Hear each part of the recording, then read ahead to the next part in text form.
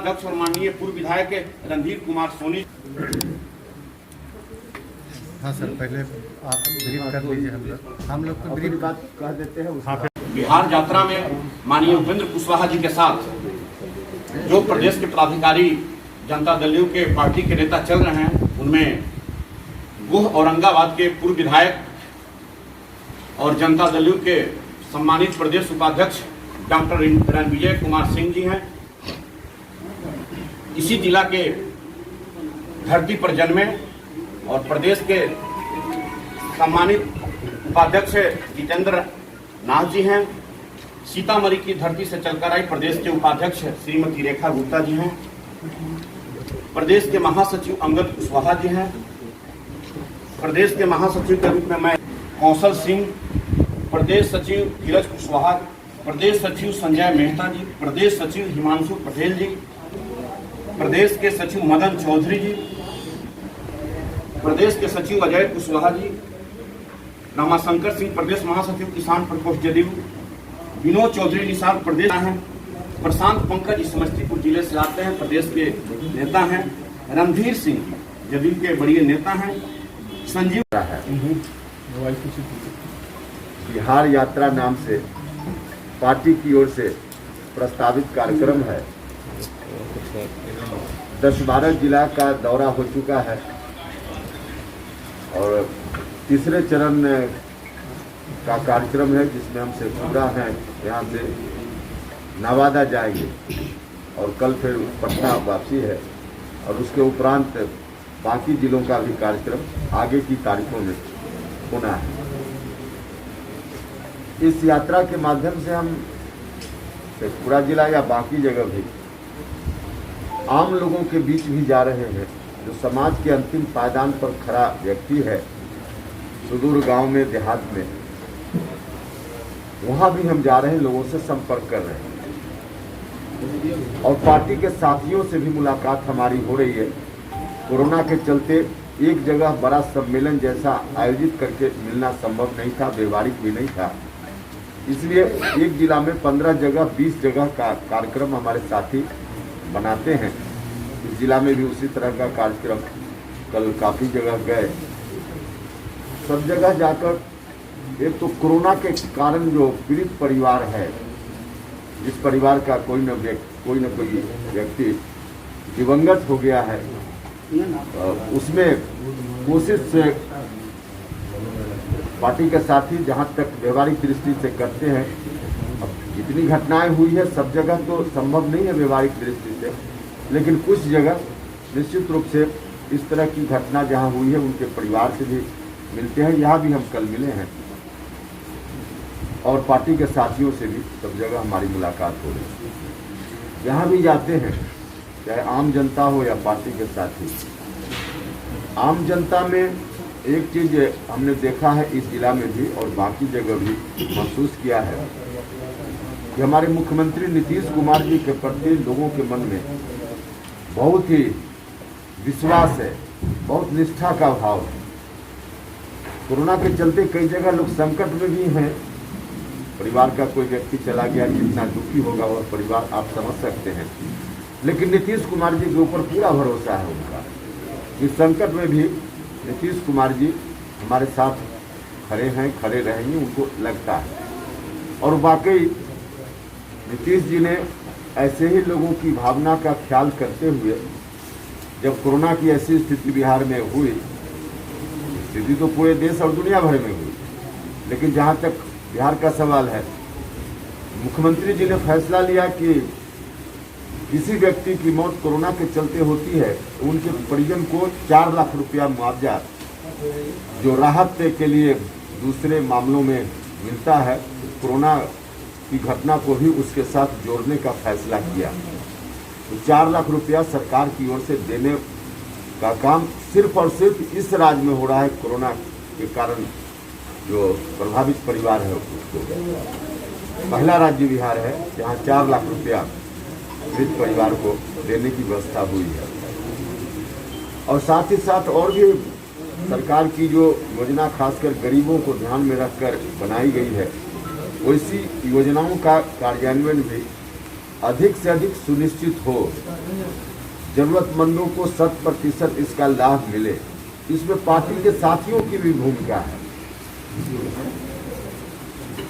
कई जगह हम जाते हैं तो पार्टी के साथियों को भी निर्देशित करते हैं और हमारे साथी लगे हुए भी हैं। और इस तरह से दौरा करके पूरे बिहार का दौरा जब हम समाप्त करेंगे तो जो फीडबैक जिसको थोड़ा शेयर हमने किया है आपसे यहाँ, जो भी फीडबैक आम जनता से या पार्टी के साथियों की ओर से हमको मिल रहा है, सबको इकट्ठा करके पूरे बिहार यात्रा के उपरांत पार्टी की मजबूती के लिए इस फीडबैक का इस्तेमाल करेंगे और सरकार का काम और बेहतर गरीब लोगों तक हो पाए, उस काम में इसका इस्तेमाल हम करेंगे। और कुल मिला कर जो हमारी कोशिश है, पार्टी की कोशिश है, सरकार तो बेहतर से बेहतर बिहार बनाने में लगी हुई है, हमारे मुख्यमंत्री भी लगे हुए हैं, लेकिन उनको ताकत देने के लिए जनता दल यूनाइटेड की ताकत को और बढ़ाने की जरूरत है। कुछ कारण थे विधानसभा चुनाव के समय जिसके चलते पहले के मुकाबले में परिणाम थोड़ा विपरीत आया। कुछ कमी उस वक्त थी, उन तमाम कमियों को दूर करते हुए फिर से जनता दल यूनाइटेड को आगे आने वाले दिनों में नंबर 1 की पार्टी बनाने का काम करना है। तो मकसद यात्रा का और कार्यक्रम का संक्षिप्त विवरण यही है। अब कोई सवाल आपका होगा तो उसका जवाब है इस संबंध में। देखिए, हमने कहा कि जो भी फीडबैक मिल रहा है, फीडबैक तो हम शेयर कर ही रहे हैं, हम छिपाते नहीं किसी चीज को। शिकायत लोगों से मिलती है, जो मिली शिकायत अधिकारियों के बारे में हमने कहा, सार्वजनिक रूप से कहा। कई जगह अधिकारियों की ओर से शिथिलता दिखी है, क्योंकि माननीय मुख्यमंत्री जी का स्पष्ट संदेश है।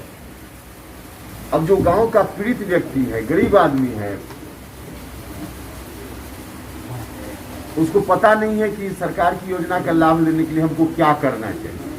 उस सरकारी कार्यालय तक तो जाएगा नहीं, सब लोग, कुछ लोग जाएंगे, सब लोग तो नहीं जाएंगे। सरकारी कार्यालय की ड्यूटी है कि लोग उनके यहाँ तक जो नहीं आ रहे हैं तो कार्यालय उन लोगों तक पहुँचे, मतलब अधिकारी पहुँचे, कर्मचारी पहुँचे।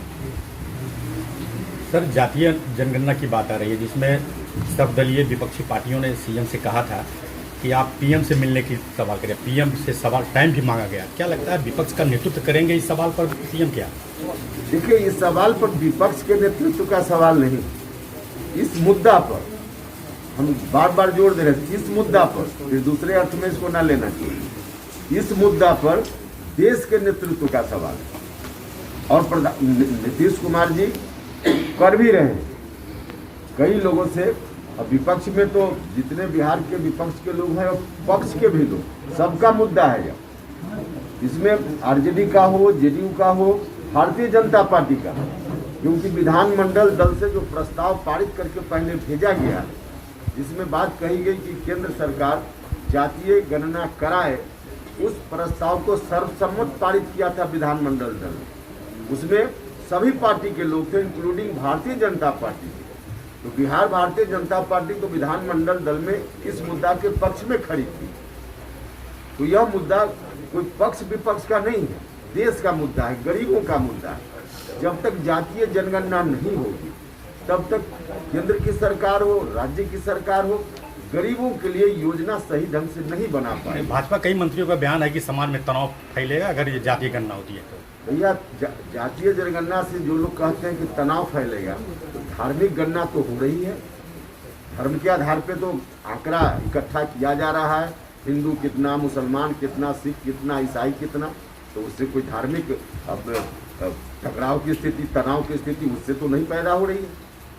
जब उससे नहीं पैदा हो रही है तो जातीय गणना से कैसे तनाव की स्थिति पैदा हो? समाज में कौन जात की कितनी संख्या है, यह जानने में क्या बुराई है?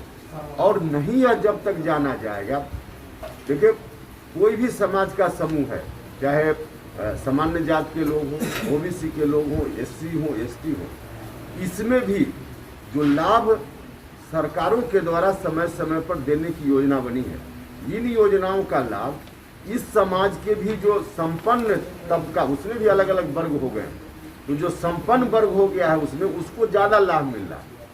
पिछड़ा में भी जो बहुत पिछड़ा है उसको लाभ नहीं मिल रहा है। तो ये लाभ नहीं मिल रहा, हम तो एक अनुमान के आधार पर कह रहे हैं ना। आंकड़ा सही तो गणना से ही आ पाएगा और तब पता चलेगा किनको लाभ मिला किनको नहीं मिला। योजना बनाएगी ताकि समाज आगे भी ऊपर उठे, और जब सब लोग ऊपर उठेगा तब समाज में तनाव खत्म होगा। तो जातीय जनगणना सामाजिक तनाव को भी समाप्त करने में कारगर होगी आगे आने वाले दिन में। तनाव बढ़ाने का काम नहीं, तनाव कम करने के लिए जातीय गणना जरूरी है। इन दिनों लालू की एक्टिविटी सामाजिक राजनीति में बढ़ी है, क्या लगता है बिहार सरकार पर कुछ प्रभाव पड़ सकता है क्या? देखिए, लालू जी के बारे में तो हमने कल भी कहा, लालू जी की जितनी उम्र हो गई, अब स्वास्थ्य भी उनका घेराव नहीं बहुत करता है। उनको लगता है कि डॉक्टर लोगों ने उनको कहा है कि अब घर में मत रहिए, थोड़ा घूमिए फिरिए ताकि आपकी सेहत ठीक रहे। वो इस ख्याल से वो घूम फिर रहे हैं, मुलायम सिंह जी से मिल रहे हैं, शरद जी से मिल रहे हैं, तो मिले, उनकी आयु लंबी हो, हम भी कामना करते हैं। लेकिन अब पॉलिटिक्स में कोई बहुत अर्थ उनके घूमने का नहीं है, तो प्रभाव सरकार पर पड़ने वाला कुछ अर्थ ही नहीं है। वो तो सेहत के लाभ के लिए घूम रहे हैं। सीएम को अपने पीएम मटेरियल बताया था, इस पर बवाल मचा था। क्या लगता है कि सीएम है पीएम मटेरियल?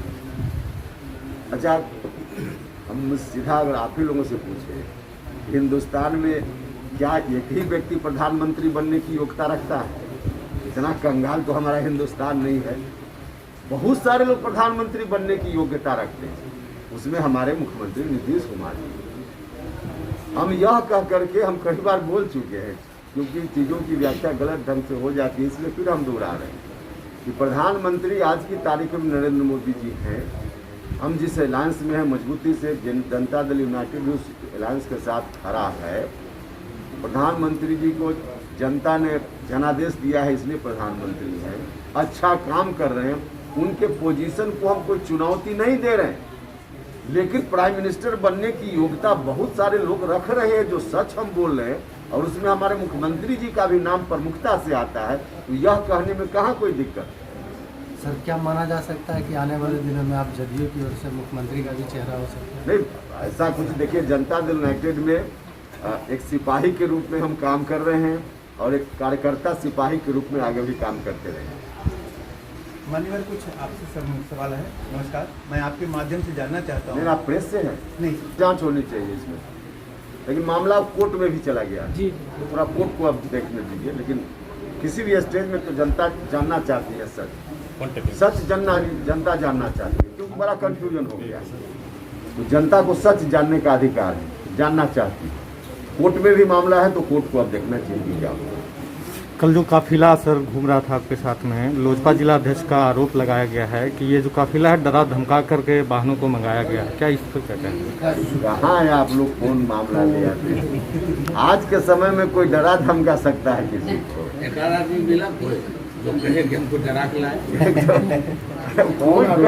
अब विरोधी आरजेडी के लोग कोई बोल रहे होंगे इस तरह के, तो डराने धमकाने वाली पार्टी तो उनकी पार्टी है ना, उनको डर जरूर हो रहा होगा काफिला देख।